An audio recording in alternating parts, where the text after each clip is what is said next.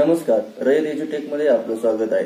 प्रत्येक निवडणूक प्रक्रिया कशा पद्धतीने चालते सुरळीत पार पडण्यासाठी व नियोजित वेळेमध्ये ही निवडणूक प्रक्रिया पूर्ण होण्यासाठी निवडणूक कक्षामधील किंवा मतदार कक्षामधील जे अधिकारी असतात त्यांची विशिष्ट अशी कामगिरी त्यांनी चोख प्रामाणिकपणे पार पाडल्यामुळे ही निवडणूक सुरळीतपणे पार पडण्यास मदत होते।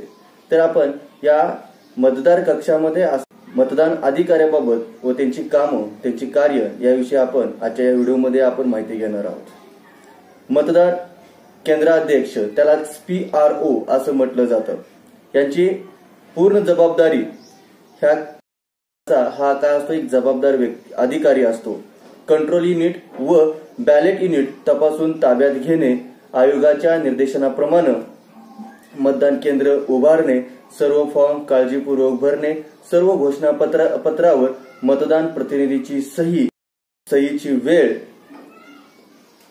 सकाळीच करून घेणे, सुरुवातीचे मतदान प्रक्रिया सुरू झाल्याची आणि शेवटी संपल्याची, मोक पोल करणे, याचबरोबर टोटल 0 करणे, याचबरोबर वेळेवर मतदान सुरू करणे व समाप्त करणे, सकाळी सील करताना पेपर सीलवर सही घेणे व सोबत मतदान प्रतिनिधीची पण सही घेणे, मतदान कंट्रोल युनिट संपल्यावर ती क्लोज करून ठेवणे, त्याला ऍड्रेस टॅग लावून दिनांक व सही करून ते संबंधित सील करणे। नंतर मतदान अधिकारी 1 त्यालाच PRO1 असं म्हटलं जातं।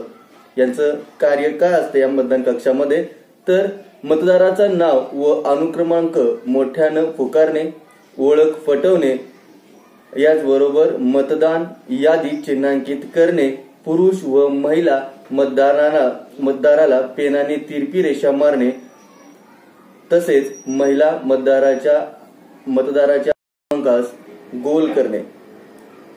नंतर मतदान अधिकारी 2 त्यालाच PO2 असं म्हणतात। यांचे कार्य मतदार नोंद वहीमध्ये सर्वांची नोंद करून घेणे, म्हणजे त्याची सही आणि अंगठा करून घेणे, रकाना 3 मध्ये ओळख पुराव्याची नोंद करून घेणे, जसे आपले वोटिंग कार्ड असेल, आधार कार्ड असेल, पॅन कार्ड असेल किंवा इतर कुठलं शासकीय आयडेंटिटी कार्ड असेल।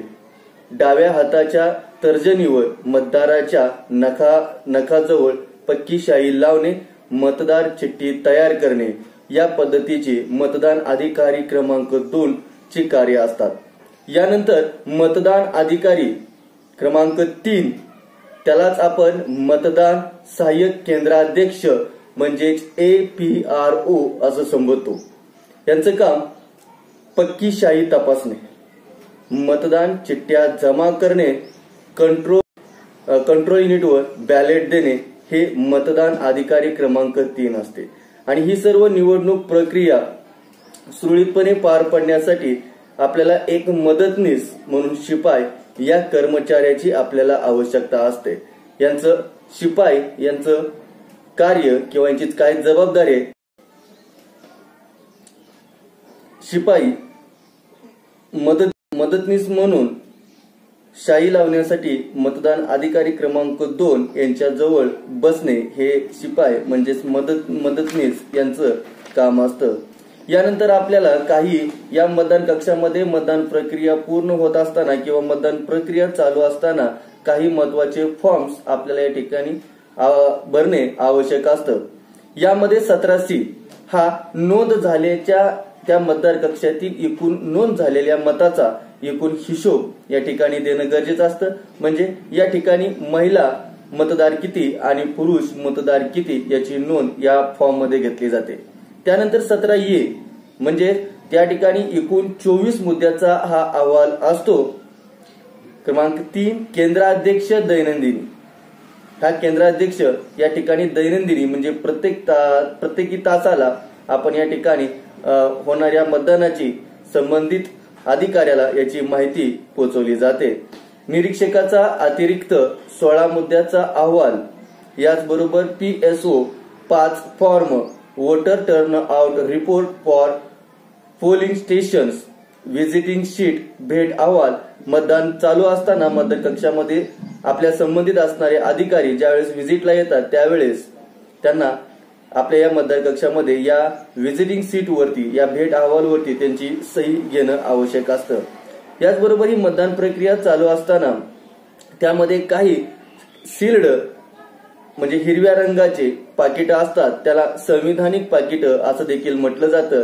यामध्ये कोणकोणत्या फॉर्मचा नमुन्याचा याच्यामध्ये समावेश असतो, तर मतदार यादीची चिन्हांकित प्रत, याचबरोबर मतदार नोंदवही, वोटर स्लिप, वापरलेल्या दुबार पत्रिका व नमुना 17B, न वापरलेल्या मतपत्रिका अशा या सर्व एकूण 5 या घटकांचा समावेश संविधानिक पाकिटे म्हणजे सील्ड ते हिरव्या रंगाचे असतात हे लक्षात ठेवा। यानंतर काही असंविधानिक पाकिटे देखील या आपल्या मतदार कक्षामध्ये असतात, ते सामान्यपणे पिवळ्या रंगाचे असतात। यामध्ये शिल्लक मतदान यादीची प्रत असते, मतदान प्रतिनिधी नेमणूक पत्र असतं, अपेक्षित मताचा नमुना 14 मधील यादी असलेल्या मोहरबंद लिफाफा यांचा यामध्ये समावेश असतो। याचबरोबर अंध व अपंग मतदाराची नमुना 14A मधील यादी व मतदाराच्या सोबतचा प्रतिज्ञापत्र, मतदाराकडून वयाबाबत प्रतिज्ञापत्र व यादी असलेला लिफाफा, पावती पुस्तक, अपेक्षित मताबद्दल रोकड असलेला लिफाफा, न वापरलेल्या कागदी मोहरा, स्पेशल टॅग, स्ट्रिप्स, सील्स याचा देखील समावेश असतो। याचबरोबर न वापरलेल्या मतदार स्लिप याचाही समावेश असतो।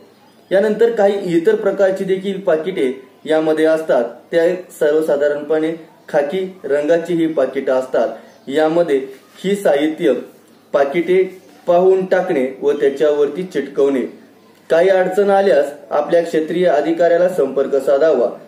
प्रॉक्सी मतदान, काही महत्वाचे घटक यामध्ये देखील प्रॉक्सी मतदान म्हणजे सेना दलातील व्यक्तीच्या कुटुंबातील व्यक्तीला 2दा मतदानाचा अधिकार आहे। निवडणूक आयोग अशी यादी पुरवतो, अशा व्यक्तींच्या डाव्या हाताच्या मधल्या बोटाला शाई लावणं आवश्यक असतं।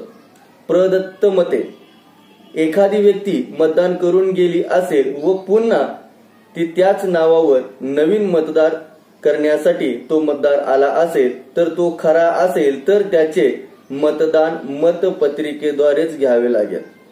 मतपत्रिकेवर प्रदत्त मतपत्रिका असे लिहिणे व त्याचा स्वतंत्र हिशोब ठेवणं आवश्यक असतं व ते शेवटी सील करणं गरजेचं आहे।